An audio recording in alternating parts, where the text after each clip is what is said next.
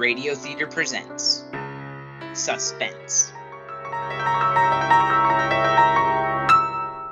Tonight, CB Radio Theater brings you Always Room at the Top by Eleanor Beeson.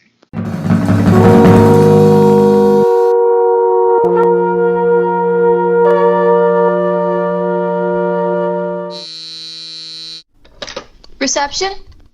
Yes, she is, Miss Thornton. Very well, Miss Thornton. I'll have her come in. Miss Brandt? Yes? Miss Thornton will see you now. Large corner office at the end of the hall. Thank you. Jean Thornton was tall, square, shouldered blonde with high cheekbones and a good figure, and nervous as a cat. More than that, I hadn't been in her office 5 minutes before I knew she was afraid of something. Her boss. The responsibilities of her job. Something. I couldn't understand it. She was the art director of William J. FARREL and Company, one of the best advertising agencies in town. She had everything I wanted, professionally and a couple of other ways, and yet she was afraid. I couldn't understand it. Then... Yes, these are quite good. Quite good, Miss, Brandt. Helen Brandt. Ah, yes, Miss Brandt. Quite good. Cigarette? Thank you. Oh, how cute. Silly thing. Mr. Farrell sent it to me from Mexico. Why would anyone have the patience to sit down and put together a musical cigarette case? But, as I was saying, what was I saying? Oh, yes. Yes. These are quite good, very good layouts, Miss Brandt. I like them, but I just don't quite see how we can use you just now. You said that before, Miss Thornton. Yes, so I did, but... Look, Miss Thornton, I don't need a job. I'm not one of those desperate people that come in to cry on your shoulder. I have a job at Maxfield and Ellis, but they're stupid there. I'm not getting any place. In a firm like this where people have imagination, you have a chance. That's all I want, a chance. So do a lot of other people, Miss Brandt. Well, I'm not like a lot of other people. I think I've got ability, and you know it. Commercial ability. I think I could be professional. Yes. Well, if there is an opening, we will get in touch with you. You'll get in touch. I know what that means. I've been given the brush off by experts. That will be all, Miss Brandt. I'm sick of being brushed off. I've got ability, as much as you have and maybe more. And I'll show you. Miss Brandt, will you leave my office or shall I have you thrown out? All right, Miss Thornton. Good day. Of course, that would be the last time I ever laid eyes on Jean Thornton. That's what I thought. I went back to my office and worked most of the night, catching up on my own stuff and doing a little extra that I was peddling around town. I was standing on the sidewalk kidding with the night elevator man when I waited for a cab, and looking up at that tower, again, in the early morning sky, that dark tower 36 floors above the street and 3 blocks up the avenue, where the William J. FARREL Agency had their offices, and where I'd given my right arm to be working.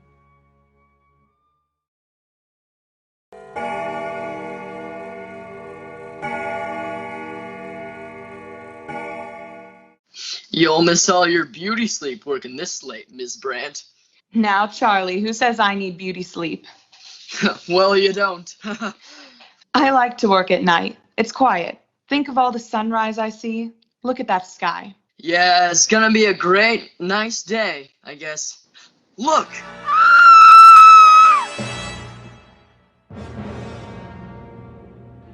I saw the body falling, and the scream came to us at the same moment. We stood there, frozen, horrified, fascinated. Oh Lord, I wish I hadn't seen that. Charlie, that was someone from the FARREL Agency. Whoever it was, poor devil. A woman.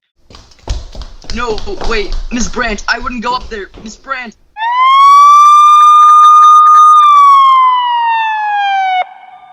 By the time I got there, the patrol car had appeared out of nowhere, the way they will in this town, and the usual crowd of early birds and night owls standing around gawking. They were trying to cover it up with a blanket. All right, stand back. Stand back there.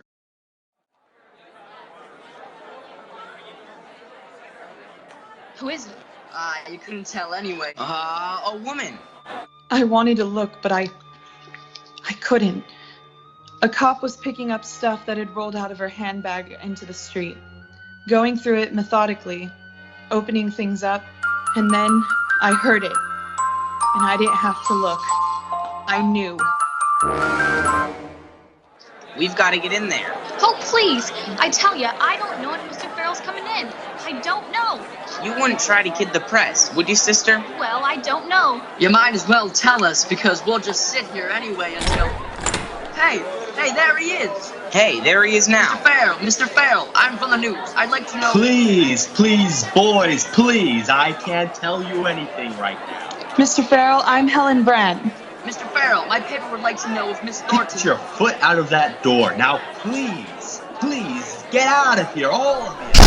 Get out. I told you I can't talk to any reporters. Now give me a few minutes. I'm not a reporter, Mr. Farrell. I'm Helen Brandt. I'm art director of a small advertising agency, but I've got some samples here. What? Mr. Farrell, please, just look at these. You're going to have a new art director. What did you say? Sure, you're shocked, but it can't hurt her. And I've been trying to see you for months now, and you're on a spot. And if you just look. Take those things out of my face and get out of here. Just look at them first. That's all I ask. All I ask is that you, well. And this one, for Parker's shoes, I followed Miss Thornton's general ideas, but I've added, well, that. Mm-hmm. They're good, Mr. Farrell.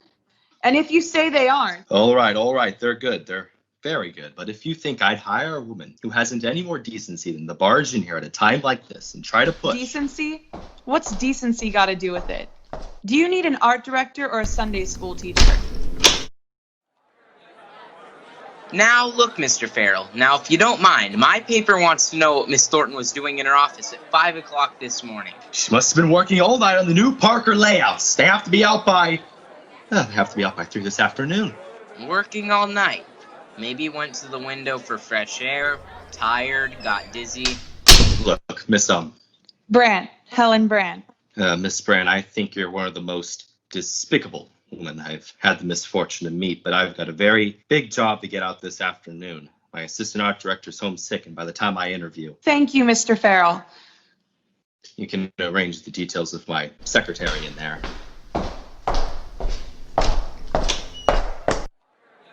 And frankly, the less I have to do with you myself, the better I'll like it. I think you'll change your mind about that, Mr. Farrell. Now, Mr. Farrell, if you wouldn't mind. All right, boys. We know things are tough, and you don't want to tell us, but... Yes? Are you, Mr. Farrell's secretary? Yes. Oh, well, I'm Helen Brandt. Marie Harris, how do you do? How do you do? I'm taking Miss Thornton's place. Taking Miss Thornton's place? I see. Yes, temporarily. Well, you're not one to let the grass grow under your feet, are you, my dear? Mr. Farrell said I could arrange the details with you. To be sure. I expect you to better make out one of our regular employment forms. Oh, thank you. Temporarily, you said? Yes. Still, doesn't it feel a bit odd to be filling a dead woman's shoes that are hardly cold, so to speak? I don't see anything odd about it, Miss Harris. Somebody would have to. No, of course you wouldn't. By previous experience, does it mean just in advertising business? Any experience that might be applicable.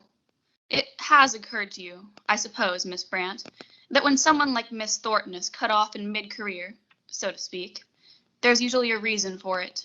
They say it was an accident. An accident, do they? Will this be all right, Miss Harris? Yes, that'll do. Of course, there's always the possibility of suicide. I suppose you thought of that? I suppose it might have been. Will you show me to my office, please? Certainly. This way. You might as well have the dead woman's, that is, Miss Thornton's office. And then, of course, there is another possibility, isn't there?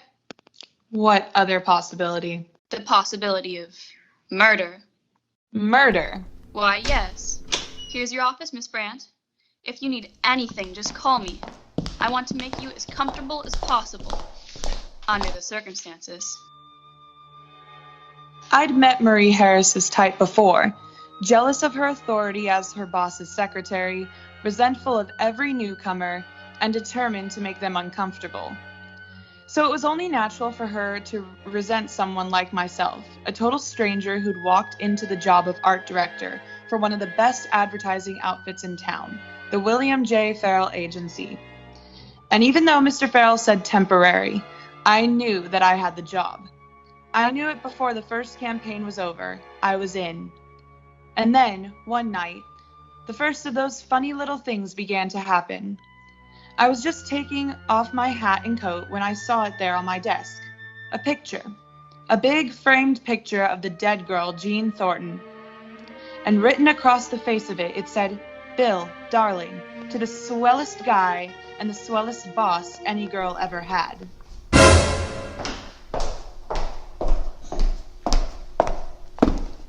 Admiring your predecessor, Miss Brandt. Where did that come from? I'm sure I haven't the faintest idea. It wasn't there when I left last night. Somebody put it there. Possibly some well-wisher, Miss Brandt. Some sincere well-wisher. As a sort of warning. A warning? Of what? What are you driving at?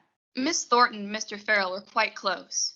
At one time, they... And what's that got to do with me? You know what happened, Miss Brandt, to Miss Thornton. Look, Marie, are you hinting that female art directors in this office have a habit of falling for the boss and then falling out of the window? I'm not hinting anything, Miss Brandt. You asked me for an explanation of how the picture got there. I've given you one. Doubtless it is far-fetched. Certainly it must seem so to you. It's crazy. Of course. Will that be all, Miss Brandt? Listen, Marie, let's you and I cut out the formality and let down our hair. Is there anything around here that I, ought to know? I'm sure I don't know what you mean, Miss Brandt. All right. The girl who used to have my job is dead. You've been hinting around enough about it. Is there anything that you know that I don't? Now, is that plain enough? Quite. I can only say that I've not hinted at anything. I have perhaps engaged in certain idle speculations on matters which were better left as they are. That's all. Okay, Marie. But the way things look now, I'm liable to be around here for quite a while. Oh, I should think it likely. And you and I ought to learn to get along. You'll have no trouble getting along with me, Miss Brandt. But you mean I may with him? I can only say, Miss Brandt, as your sincere friend. And well-wisher? Yes. That you're working for a man who's subject to singularly strong enthusiasms. Sometimes these enthusiasms are apt to be carried to extremes. It is essential to appreciate this in dealing with Mr. Farrell.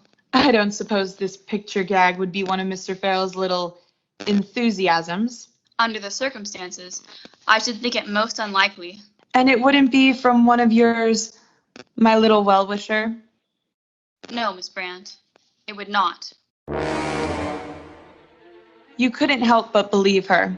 She was so prim and proper. But I was determined to have a showdown anyway on the whole thing. My job and everything.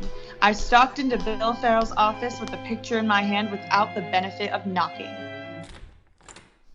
Oh, hello, Helen. Come in. Something that appears to be from your desk seems to have popped up on mine. Here. Where'd you get that? I just told you, on my desk. Your ever-tactful Marie has suggested that some well-wisher left it as a warning. Poor Jean. She gave me that win. That explanation still seems to leave several questions unanswered, Mr. Farrell. Look, Helen, you hear a lot of funny things in this office, like any other office. Take my word for it, they don't mean a thing. Just do your job the way you've been doing it, and you'll be all right. How right is that? You like the job, don't you? I like the work. I haven't got the job. Do you want it? What do you think? Well, you've certainly earned it, Helen. Will you stop beating around the bush? Am I the new art director of the William J. Farrell Agency or not? All right, you are. You are hereby officially the new art director of the William J. Farrell Agency. From this day forward until... Until what? As long as you want the job, Helen. Until death do us part is what he started to say. I forgot it, though. I forgot it almost the moment he said it, and for the next 24 hours, I was walking on air. It wasn't just the job. It was something even better. I knew Bill Farrell was falling in love with me. I knew that was just a matter of time, too. Morning, Marie. Mr. Farrell in? Not yet, Miss Brandt. I wish you wouldn't be so formal with me, Marie. Everybody calls everybody else by their first names around here except you. I'm used to more conventional methods in most things, Miss Brandt. Okay. Let me know when he comes in, though, will you? I'll want to see him. Yes, Miss Brandt.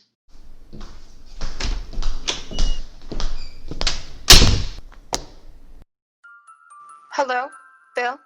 Darling? Do you hear it? Yes, it's that silly little thing you sent me from Mexico.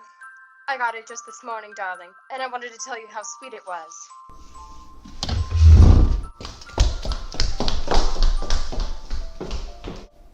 And thank you this way for this. Marie! Yes, Miss Brandt? Marie, I just heard the voice. Whose voice, Miss Brandt? Hers, Jean's, Miss Thornton's. Why don't you lie down on the couch for a moment, Miss Brandt? You've been working too hard lately, and I'll get you some water. No, I tell you I heard it, right in this room. In this room? Yes, I know it because there was that music box too, that cigarette case of hers. Oh, yes, I remember. So do I, because the last time I heard it, it was down there when they were picking up her things. There's no one here now, Miss Brandt. No one but you and me. I know, but I heard it. Was it speaking to you, this voice? No, to Bill, to Mr. Farrell, something personal. Oh, yes, I dare say. Have you ever looked in his closet by the door, Miss Brandt? Well, not especially, no. I think there's probably a perfectly logical explanation for what you heard, Miss Brandt. Yes, you see? Oh. A dictograph. It used to be Miss Thornton's. They use dictographs for everything in this office. They say it saves them $40,000 a year in stenographic help. I see. Something must have turned it on. Yes, there, you see? This box of pencils that has fallen off the shelf. It must have been that. What turned it off, Marie? I'm sure I don't know. But it's quite simple, isn't it? Here's the switch. Hello, Bill? Darling, do you hear it? Oh, stop it! Stop it! Yes, Miss Brandt. Now, get it out of here. Certainly, Miss Brandt. Is there any particular place I don't care what you do with it. Do anything you'd like. Throw it out the window. What was that, Miss Brandt? Just get it out of here and leave me alone. It's silly. I know that. It could have happened that way. It must have. Just as Marie said. But all the time in the back of my mind was a lurking horror. A nameless thing that I felt hanging over that office and over me. Something about a girl who was dead. A girl that had plunged to her death from that same dark tower. That was now my dark tower. Plunged screaming to her death only a few short weeks ago. The next night I had to work late again to make up. I'd been out to supper alone. I was conscious of the light still burning in Bill's office when I got back. I wasn't particularly anxious to see him just then. To be truthful, I was avoiding him, I suppose. I'd been in my office about an hour and a half when the phone rang. I thought it was strange because I was certain I'd asked to have my nightline disconnected. Out of habit, I picked it up and answered. Hello, Bill? Bill, is that you? Bill!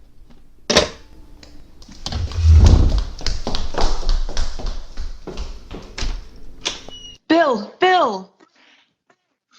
What, Helen? What is it?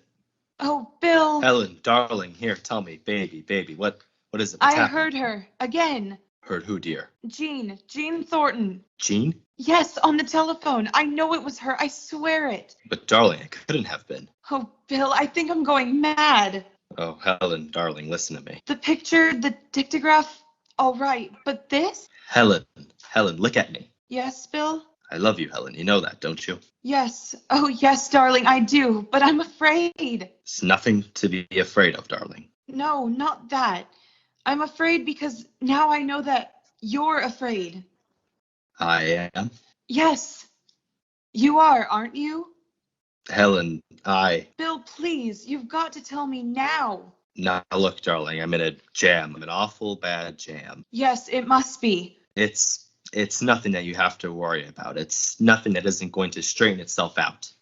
It's nothing that I'm going to let affect us ever. Bill, if it affects you, it does affect us. Darling, you've got to trust me just a little longer. Oh, Bill, I do. I will. But it's about Jean, isn't it? Yes, it's about Jean. Then it was. She didn't just fall. It was a terrible thing, Helen. Terrible. About as terrible as it could be. But Helen, just remember this, darling. There's nothing to be afraid of. It'll all be over soon, very soon. Is that all you can tell me? It's all I can tell you now. Oh, darling, I know what this is like for you, but please go home now and forget all about it. How can I forget all about it? Well, try anyway. I've got some things to finish up here, and then I'll call for you and we'll start making our plans. Oh, Helen, will you marry me? Won't you, Helen? Oh, Bill, yes! Then everything's all right. Go on now, go on. All right. Good night for now, my dearest. Good night. I went out. I didn't go home. I couldn't. I walked for miles trying to think, but nothing made any sense, except that I was in love, and in an agony of fear for what might happen to spoil it. And suddenly I realized I had to know everything. Now, tonight, whatever it was. So I went back to the office. Bill's light was still on, and I was just at the door when I stopped.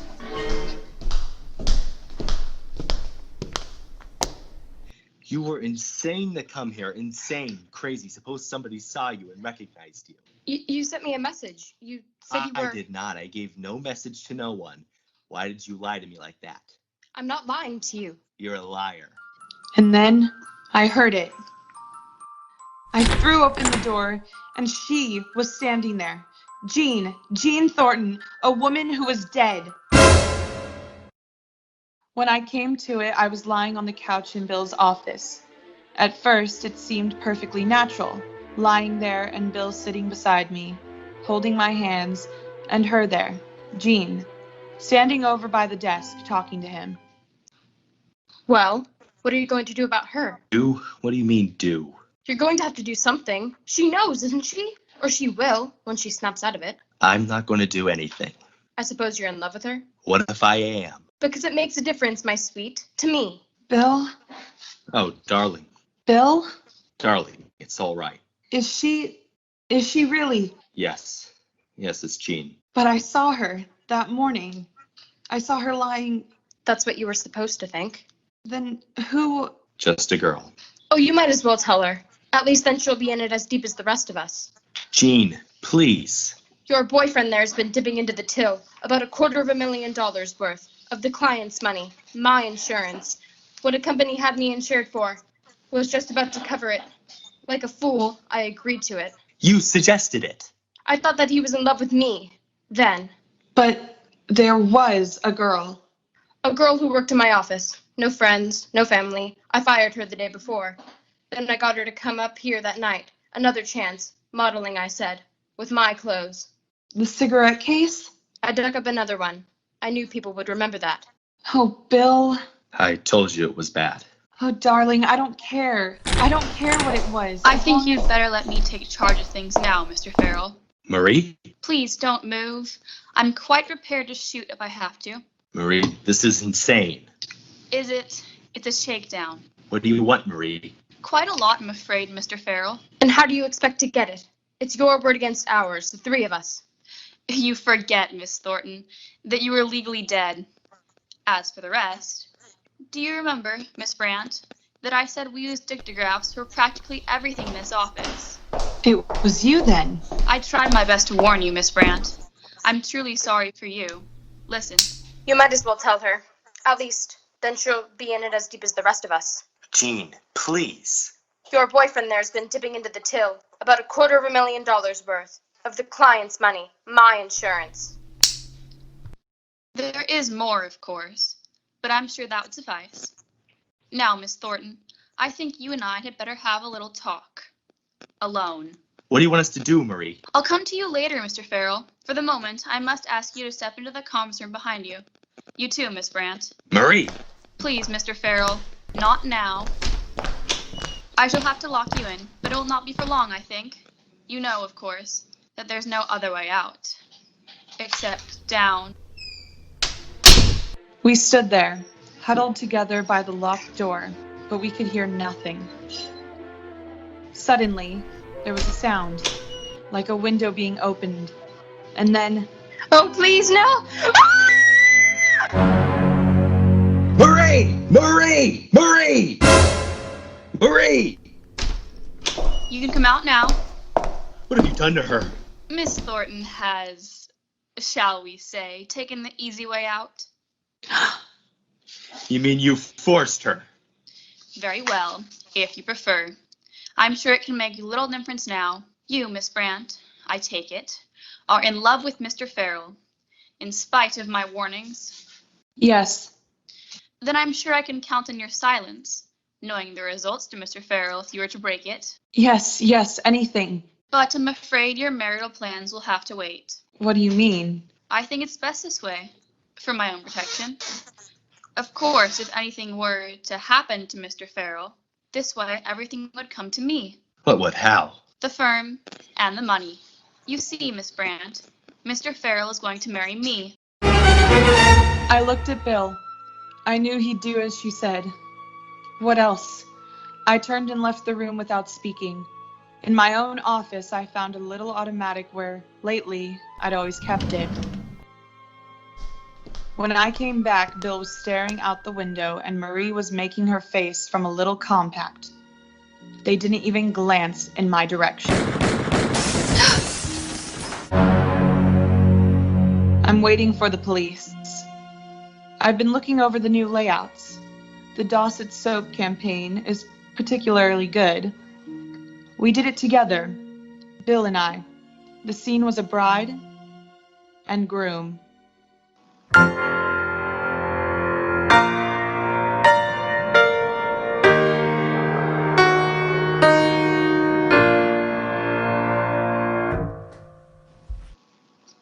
Suspense. CB Radio Theater is directed by Michael D. Jackson. Technical director is Heather Christianson. The cast was as follows. Hello, my name is Aubriana Lene, and I played Helen. Hello, I'm William Helman, and I played FARREL. Hello, I'm Anna Deukmejian, and I played the receptionist and Marie. Hello, I'm Abigail Vandepol, and I played Jean. Hello, I'm Peter Okamoto, and I played Charlie in The Second Reporter. Hello, I'm Angelina Landeros, and I played the woman. Hello, I'm Josh Muilenberg, and I played the cop. And I'm Tanner Meade, your announcer, as well as playing first reporter. Foley art and sound editing was handled by Gabriella Gutierrez and Schumaker. Original theme music for the opening and closing of the program was composed and edited by Theodore Duong, Angelina Landeros, and overseen by Mr. Travis Maslen. We thank you for joining the CB Radio Theater for this tale, well calculated to keep you in suspense.